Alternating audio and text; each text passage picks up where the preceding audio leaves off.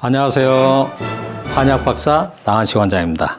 여성분들에게 턱과 턱 라인에 여드름이 발생하면 자궁이 안 좋아서 자궁에 문제가 있어서라고 원인을 진단받고 걱정하시는 분들이 많아서 오늘은 그 내용에 대해서 알려드리겠습니다. 턱에 발생하는 여드름은 자궁과는 전혀 관련 없이 발생하는 증상이며 여드름은 아니고 모낭염으로 진단을 합니다. 얼굴 부위를 오장육부와 연관지어 질병을 진단하는 방법이 있는데 해당 부위의 얼굴 색을 보고 오장육부의 질환을 진단하는 것이며 얼굴 부위에 피부 증상이 발생하는 경우에는 얼굴의 부위에 따라서 오장육부를 연관지어 진단하는 것은 저는 맞지 않는 것으로 생각합니다. 이런 설명을 드리는 이유는 턱 부위를 오장육부 중에 생식기, 방광과 연관된 부위로 보고 턱 부위에 모낭염 증상이 발생하면 생식기가 안 좋아서 발생하는 증상으로 원인을 진단하는 경우가 많기 때문입니다. 턱 부위에 발생하는 모낭염은 생식기와는 무관하게 나타난 증상입니다. 턱 부위에 모낭염이 발생하면 남녀 모두 생식기와 연관지어 여성들의 경우에는 자궁이 약해서 자궁이 안 좋아서라고 진단하시는 분들이 있는데 저는 다르게 진단합니다. 모낭염이 자궁에 문제가 있는 것으로 원인을 진단받으면 여성들은 당연히 걱정이 되기 때문에 간혹 산부인과에 가셔서 진단을 받으시는 분들도 있는데 자궁에는 전혀 문제가 없는 것으로 진단을 받게 됩니다. 턱에 발생하는 모낭염은 자궁과는 무관하게 나타나는 증상이니까 혹 그런 진단을 받았거나 인터넷을 검색하여 자궁과 관련된 나타나는 증상으로 알고 계시다면 머리에서 오늘부터 지우셔도 됩니다.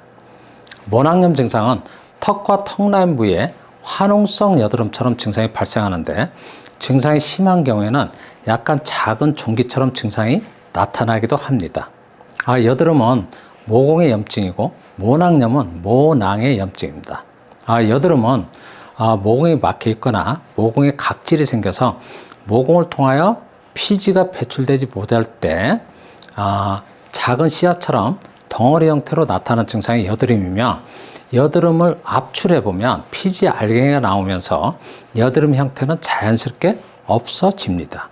모낭염은 모낭의 염증이며 피지 분비와는 무관하게 발생하는 증상입니다. 원인은 피부의 독립적인 작용 중에 체온 조절 작용이 떨어지면 몸에서 자연스럽게 발생하는 열은 배출되지 못하고 피부 대측에 머무르게 됩니다. 피부 대측에 머물러 있는 열은 모낭에 열 자극을 주게 되고 모낭은 열 자극을 받아서 모낭에서 염증이 나타나는 증상을 모낭염이라고 합니다. 모낭염의 피부과 치료 방법으로는 항생제를 복용하거나 항생제 연고를 바르는 방법으로 치료하지만 항생제와 항생제 연고는 피부에 발생한 모낭염 증상을 일시적으로 완화시켜 줄 뿐이고 증상이 발생하지 않도록 원인을 치료하는 방법은 아니어서 치료하여도 증상이 반복하여 발생하는 것입니다.